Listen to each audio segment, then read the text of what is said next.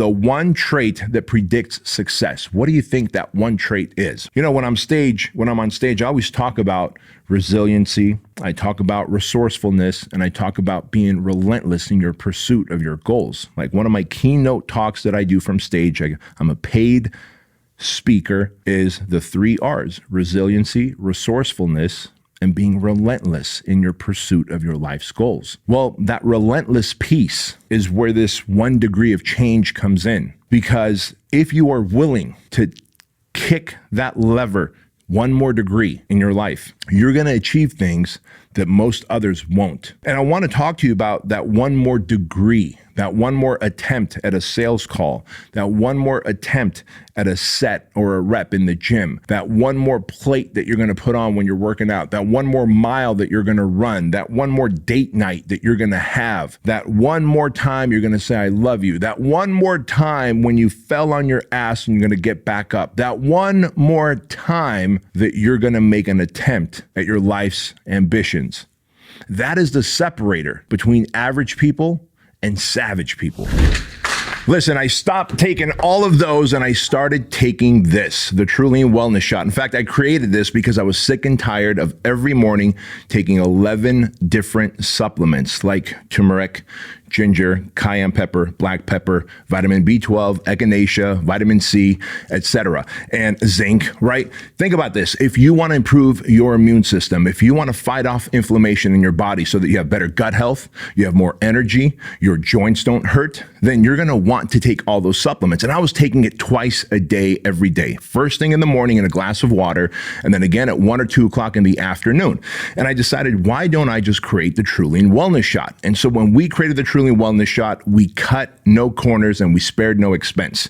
And so in this, you've got something that's going to not only help boost your immune system, but also fight off inflammation. Because if you're a high performer and if you want to get more done, if you want to stay more focused, if you want to make sure that you don't get sick as frequently, then you have to care about your immune system and you have to fight off inflammation, especially if you're an entrepreneur and you're high performing and you have a stressful work day from time to time, right? So guess what? Every time you watch the show, you see the shaker cup next to me, and it has one of these, the Keuilian Wellness Shot in it. And I got to tell you, I meet a ton of people every week when I travel and I speak to thousands of people. I shake a lot of hands. I'm in contact with a lot of people, and I don't get sick. And one of the reasons is because I take my Keuilian Wellness Shot twice a day, every day, religiously. In addition to eating right, working out consistently, and getting sleep, the Keuilian Wellness Shot is going to help you boost your immune system and fight off inflammation. And best of all, you don't have to take 11 different ingredients just to get what's in this one packet. And so here's what I want you to do. You're going to click on the link in the description box or go to Keuilian.com, and you're going to use the code word Bedros. And when you use my name, Bedros, you'll get 50% off your first subscribe and save bundle. You'll get 50% off, which means you can try Keuilian Wellness Shots for 30 days. If you like it, stick with it and continue to get new orders every month automatically at a discount. If you, for whatever reason, you don't like the Keuilian Wellness Shot, which I have yet to meet anyone who doesn't, then let us know in your first 30 days. We'll give you a full refund. Part ways as friends. Fair enough? Go check it out. Use the code word Bedros. Get 50% off. Peace. And that 1 degree of change is all it takes. See, a lot of people think that there's a massive difference between really successful and well-off, famous, athletic people and the rest of them. There's not. It's that 1 degree. The guy who's fit versus the guy who's fat, the guy who's fit does that one thing that the fat guy doesn't. He gets out of bed when his alarm goes off. He doesn't eat a ding dong with cream cheese on it. He actually drinks his protein shake and then goes to the gym. Whereas fat guy decides that he's going to eat a ding dong with cream cheese on it and then chase it down with a creamy coffee and avoid a workout at all costs because a workout is painful. Whereas that guy who's going to go to the gym knows that that pain that he's going to put his body through, that pain is a privilege that his body is going to adopt and get leaner, tighter, stronger, more defined, and more athletic. It is that 1 degree of decision, that one little shift in things you do. And in fact, I often talk about how suffering introduces a man to his highest self, right? And people always tell me, well, why is suffering so good? Like, I don't want to suffer. Listen, I'm not talking about like someone, I don't know, like sawing your arm off. That's suffering too, right? I'm talking about intentionally doing things that put you into a place of adversity, pain, and suffering. And there's a difference between the person who embraces the suck versus the person who is constantly trying to run away from discomfort, suckiness, pain, adversity. Whether it's adversity, whether it's suffering, whether it's pain, if you choose to run towards it, who you become on the other side of it is a newer, higher, more transcendent version of you. But most people want to do what? They see pain, they see suffering, they see potential for adversity, they see risk, and they begin to run away. They retreat. They go towards comfort, complacency. They go towards not feeling discomfort. And what that does is conditions you to be soft mentally and physically and emotionally. It doesn't put you in a place of experiencing growth. Now, sure, I get it. When we were cavemen, we certainly wanted to run away from any risk. We didn't want to experience any disaster. And so it is factory installed in you as a human to seek out comfort, to seek out complacency, consistency. But here's what happened. The cavemen had factory installed adversity also in their life, because to actually get to eat, you and your tribe of dudes have to sharpen up your spears and come up with an elaborate plan to trap the saber-toothed tiger, attack it, and kill it. And there's a good amount of pain and suffering that comes with preparing for, chasing down, and ultimately killing, and then dragging this saber-toothed tiger to your caves, because you're probably going to get hurt in the process. Like, there's suffering involved with that. When you're dealing with the elements, before we had all these comfort and conveniences of life, you're having to deal with cold and rain and ice and droughts. To get water, they probably had to walk miles and fill up a little stump that they carved out with water as a bucket and bring back to their cave, only to be attacked by other tribes. Like, suffering was built in to the caveman's life. And so he had the opportunity to constantly improve and become a better version of himself. This is why we evolved, didn't we? Look at the creature comforts that we have, but we are still that same caveman. The difference is now we have all these comforts, we have all these conveniences, and we no longer have the adversity, the suffering, the pain that comes with life. We don't.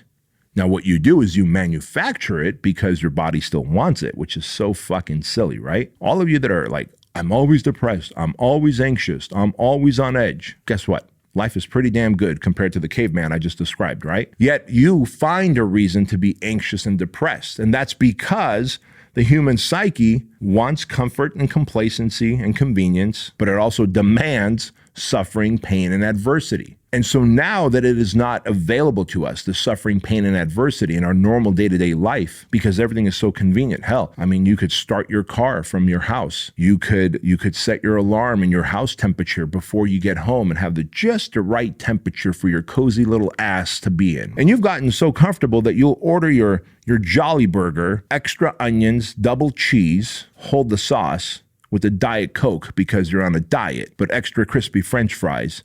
And then you'll watch that motherfucker come down to you through Grubhub or some kind of food delivery app, and you get frustrated to the idea that my food is 3 minutes late. And here I am in my fucking loose PJs and my slip-on Crocs with Cheeto dust in my belly button from lunch, waiting for my Jolly Burger to arrive. Like, that's how comfortable life has gotten. So what are you doing then to actually achieve some level of hardship so that you could overcome it and meet the higher version of yourself, the version of yourself that can deal with some adversity, that can deal with uncertainty, that can deal with hardship? You know the answer is hardship. Intentionally developed hardship manufactured into your life so that you can have a better, easier life. Because when you live an easy life, your life is really hard. When you do hard things, your life becomes easy. That's just how it is.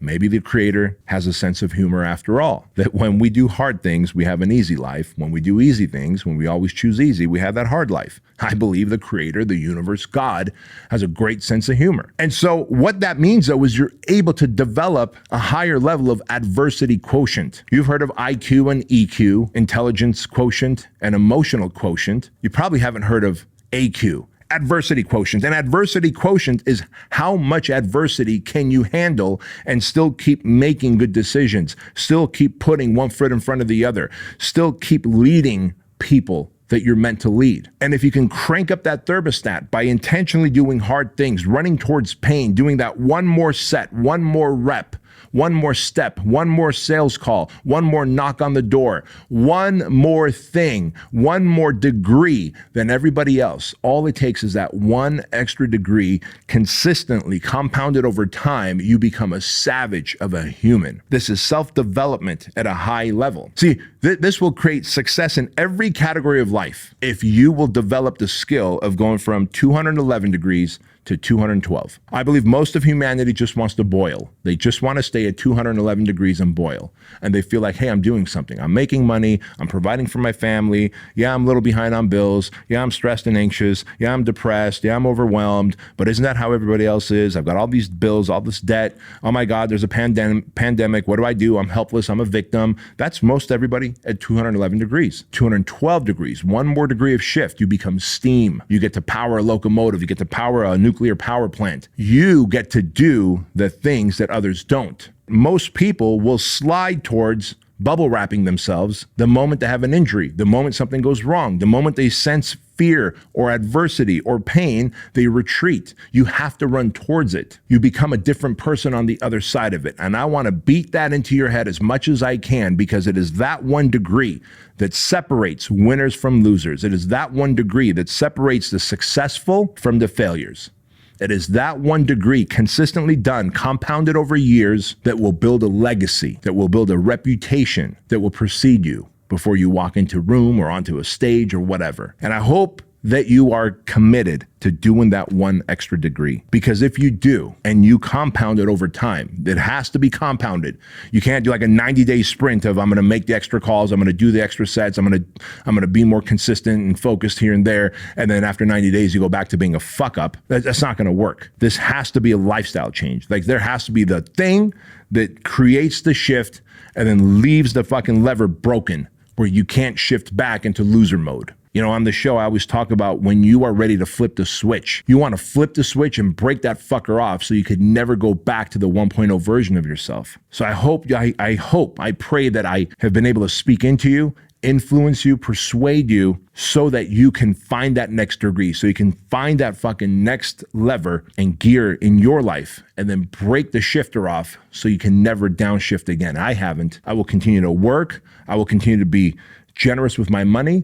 I will continue to look after my family and myself and my team and my community. I will be the one in my life. And there's nothing making me unique, by the way. You could be the one in your generation, in your family's trajectory, to be able to change everything. But it starts with, one, finding that defining moment, and two, realizing that it just takes 1 degree of effort compounded over time that separates you from all the fucking losers in the world.